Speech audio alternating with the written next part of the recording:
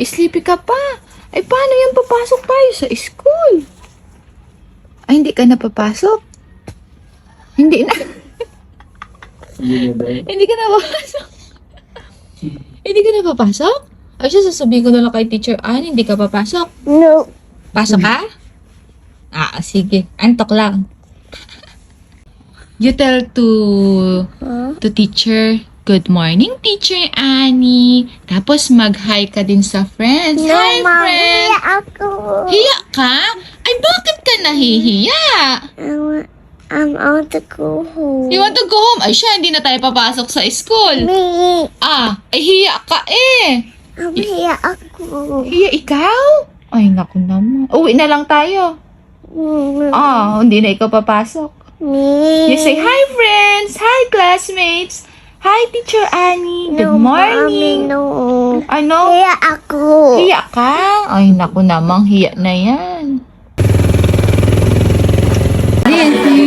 Happy ka? Happy? Sige.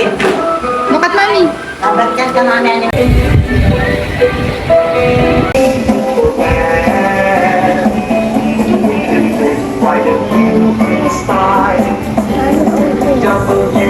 Hi guys! Habang hinihintay nga pala namin mag-start, ayan si Ate Elise, dala niya yung toys niya and then nag-draw muna siya. Si Teacher Annie. Okay, mga bata, ako ay si Tita Annie. Sino daw ako? Si Tita. Hoy, ang galing. Gusto niyo ba yun? Gusto niyo ba yun? Kanya mga kalukuhan yung ano. Yan, narinig na nga. O, anong problema? At kung hindi, ang malikot, yun ang una kong nakikilala. Oy, bakit naman naiiyak? Ako nagmamali dito. Bakit mo naiiyak? At hindi mo nakakawali kay mami. Butaw na ba yan, mami? Butaw na. Sige, Ate. Ay, nakaupo. Tama. Ready? Hindi pa tayo nakakitiyak. So, bago tayo mag-alisan, pag sinabi ko sa inyo, 1, 2, 3, alam na sa inyo. Ready, sit. Alam na Liz!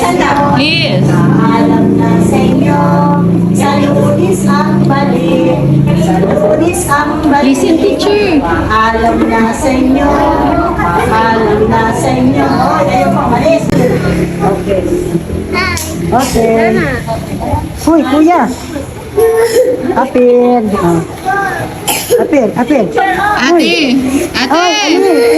Apir. Okay, bago tayo lumabas, ganyan.